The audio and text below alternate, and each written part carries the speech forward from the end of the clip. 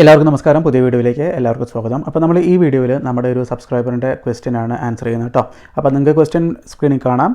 Rejection rate കൂടുതൽ, New Zealand student visa update 2024 visa fund issue എന്ന് പറഞ്ഞൊരു വീഡിയോ നമ്മൾ ചെയ്തിരുന്നു. അതിൻ്റെ അടിയിൽ വന്നൊരു കമൻറ്റാണ് 2-3 ദിവസം മുന്നേ. Living expenses and tuition fees fully loan ആണെങ്കിൽ റിജക്ഷൻ ചാൻസ് ഉണ്ടോ? സോ നിങ്ങൾക്കറിയായിരിക്കാം, ന്യൂസിലൻഡ് സ്റ്റുഡൻറ്റ് വിസയ്ക്ക് ഈ ഒരു അടുത്ത കാലത്ത് എങ്ങനെയാണെന്ന് പറഞ്ഞു കഴിഞ്ഞാൽ, നമ്മളൊരു കോഴ്സ് പഠിക്കാൻ ന്യൂസിലാൻഡിൽ പോകുന്നുണ്ടെങ്കിൽ, ഇപ്പോൾ 2 ഇയർ ഡ്യൂറേഷനുള്ള കോഴ്സ് ആണെങ്കിൽ ആ കോഴ്സിൻ്റെ ഫുൾ ഫീസും 2 ഇയർ ഫീസും 2 ഇയർ ലിവിങ് എക്സ്പെൻസും നമ്മൾ കാണിച്ചാലേ വിസ അപ്രൂവ് ആവുകയുള്ളൂ. ഓക്കെ, അപ്പോൾ അങ്ങനെ ഒരു സംഭവം ഉള്ളപ്പോൾ നമ്മൾ ഫുള്ളി സ്റ്റുഡൻറ്റ് വിസയ്ക്ക് വേണ്ടിയിട്ട് നമ്മൾ ലോൺ ആയി കഴിയുമ്പം റിജക്ഷൻ വരുമോ എന്നുള്ളതാണ് ഈ ഒരു ചോദ്യം.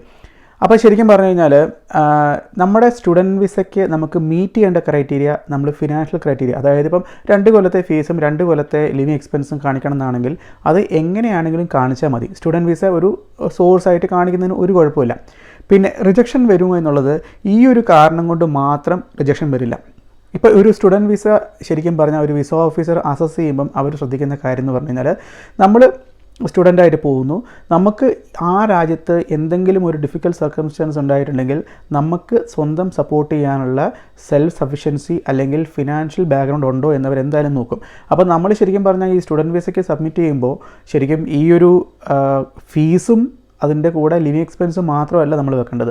അതിൻ്റെ കൂടെ തന്നെ മിക്കവാറും നമുക്ക് വെക്കേണ്ടി വരുന്ന കാര്യങ്ങൾ എന്ന് പറഞ്ഞാൽ നമ്മുടെ അസറ്റ്സ്, അല്ലെങ്കിൽ ഇപ്പോൾ നമ്മളെ ഹെൽപ്പ് ചെയ്യുന്ന അല്ലെങ്കിൽ നമ്മുടെ പാരൻസിൻ്റെ ഇൻകം പ്രൂവ് ചെയ്യുന്ന സർട്ടിഫിക്കറ്റുകൾ, ഇൻകം ടാക്സ് ഡോക്യുമെൻറ്റ്സ്, അതേപോലെ തന്നെ പിന്നെ അസറ്റുകളൊക്കെ കാണിക്കുന്നതെന്ന് പറഞ്ഞു കഴിഞ്ഞാൽ നമ്മൾ ആ ഒരു രാജ്യത്ത് പോയി പഠിച്ചു കഴിഞ്ഞ് തിരിച്ചു വരും എന്നുള്ള ഒരു ക്രൈറ്റീരിയ പല രാജ്യങ്ങളിലും വിസ സ്ക്രീനിങ്ങിൻ്റെ അല്ലെങ്കിൽ visa അസസ്മെൻറ്റിൻ്റെ സമയത്തുണ്ട്.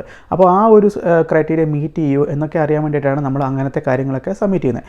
So definitely in totality ഈ കാര്യങ്ങളൊക്കെ ഓക്കെയാണ്. ഇപ്പം സ്റ്റുഡൻറ്റ് വിസയ്ക്ക് വേണ്ടിയിട്ടുള്ള ഫണ്ട് ഫീസും അല്ലെങ്കിൽ ഇപ്പോൾ ലിവിങ് എക്സ്പെൻസും ഫുള്ളായിട്ട് ലോൺ ആണെങ്കിലും, പക്ഷേ നമുക്ക് നാട്ടിൽ അതിനുള്ള ഫിനാൻഷ്യൽ ബാക്ക്ഗ്രൗണ്ട് ഉണ്ട്. നമുക്ക് ഒരു ഡിഫിക്കൽട്ട് സിറ്റുവേഷൻ ഉണ്ടായിക്കഴിഞ്ഞാലും നമുക്ക് നമ്മളെ സപ്പോർട്ട് ചെയ്യാനും അല്ലെങ്കിൽ തിരിച്ചു വരാൻ വേണ്ടിയിട്ടുള്ള കുറച്ച് ഫിനാൻഷ്യൽ ബാക്ക്ഗ്രൗണ്ട് ഉണ്ട് എന്നുണ്ടെങ്കിൽ, ശരിക്കും പറഞ്ഞാൽ ഈ ഒരു ക്രൈറ്റീരിയ കൊണ്ട് മാത്രം, അല്ലെങ്കിൽ ഇപ്പോൾ ഇത് ഫുള്ള് ഫണ്ട് ലോൺ ആണ് എന്നതുകൊണ്ട് മാത്രം റിജക്ഷൻ വരാനുള്ള ചാൻസ് കുറവാണ്. പിന്നെ പല ബാങ്കുകളും ഫുൾ പൈസ ലോൺ തരാനുള്ള ചാൻസസ് കുറവാണ്. എനിക്ക് തോന്നുന്നു 80 to 85% മാക്സിമം ലോൺ തരാനുള്ള സാധ്യത. അപ്പം ചില ബാങ്കുകൾ കൊടുക്കുന്നുണ്ടാകും കേട്ടോ, എനിക്കറിയത്തില്ല ഇപ്പോൾ ബാങ്കുകളുടെ ക്രൈറ്റീരിയ സ്റ്റുഡൻറ്റ് വിസ ലോണുകൾക്ക് എങ്ങനെയാണെന്ന്.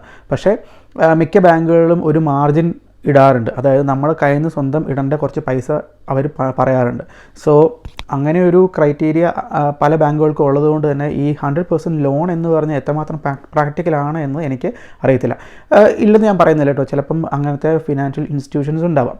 അപ്പോൾ ഇതാണ് എൻ്റെ ഒരു അഭിപ്രായം. ശരിക്കും ലോണാണ് ഫുള്ള് എന്ന് പറഞ്ഞുകൊണ്ട് ആ ഒരു റീസൺ കൊണ്ട് നിങ്ങൾക്ക് വിസ റിജക്റ്റ് ആവില്ല. പക്ഷേ ഓവറോൾ സിറ്റുവേഷൻ നോക്കുമ്പോൾ നിങ്ങൾക്ക് നാട്ടിലേക്ക് തിരിച്ചു വരാനുള്ള ഒരു സിറ്റുവേഷനോ അല്ലെങ്കിൽ ഒരു ഫിനാൻഷ്യൽ ബാക്ക്ഗ്രൗണ്ടോ ഇല്ല എന്നുണ്ടെങ്കിൽ ചിലപ്പം റിജക്ഷൻ വരാനുള്ള ചാൻസ് ഉണ്ടാവും. മേ ബി പിന്നെ വേറൊരു കാര്യമുണ്ട്, ഇപ്പം ഈ സ്റ്റുഡൻറ്റ് വിസ എടുക്കുമ്പോൾ തന്നെ നമ്മൾ ചിലപ്പം എന്തെങ്കിലും ഒരു പ്രോപ്പർട്ടി മേടെ പ്ലഡ്ജ് ചെയ്തിട്ട് എടുക്കുകയാണെങ്കിൽ ആ ഒരു ഫാക്ടറും നമുക്ക് ശരിക്കും പറഞ്ഞു കഴിഞ്ഞാൽ ഒരു പോസിറ്റീവ് ഫാക്ടറാണ്. അപ്പോൾ അങ്ങനെയുള്ള കാര്യങ്ങൾ വന്നു കഴിയുമ്പോഴും വിസ അപ്രൂവ് ആവാനുള്ള ചാൻസ് കൂടും. ഇപ്പോൾ നമുക്ക് നാട്ടിൽ പ്രോപ്പർട്ടി ഉണ്ട്, അതിൻ്റെ മേലെ നാട് നമ്മൾ ലോൺ എടുത്തിരിക്കുന്നത്, അല്ലാതെ ഒരു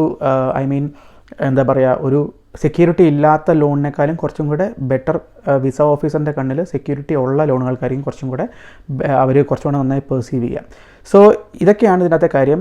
അപ്പം ഫുൾ ലോൺ ആണെങ്കിലും ഡെഫിനറ്റ്ലി പ്രൊസീഡ് ചെയ്യുക, പക്ഷേ at the same time try to give more documents. അതായത് നമ്മുടെ ഫിനാൻഷ്യൽ ബാക്ക്ഗ്രൗണ്ട് പ്രൂവ് ചെയ്യുന്ന കുറച്ചും കൂടെ ഒക്കെ ഡോക്യുമെൻറ്റ്സ് കൊടുക്കുകയാണെങ്കിൽ കുറച്ചും കൂടെ വിസ അപ്രൂവൽസ് ബെറ്റർ ആയിരിക്കും എന്ന് തോന്നുന്നുണ്ട്. അപ്പോൾ ഈ വീഡിയോ ഇഷ്ടപ്പെട്ടെന്ന് വിചാരിക്കുന്നു. ഇതുപോലുള്ള വീഡിയോസ് ഇഷ്ടമാണെങ്കിൽ നിങ്ങൾ കമൻറ്റ് ചെയ്യുക. വീണ്ടും പുതിയ ഇൻട്രസ്റ്റിംഗ് വീഡിയോസ് ആയിട്ട് നമ്മൾ വരുന്നതായിരിക്കും. Thank you.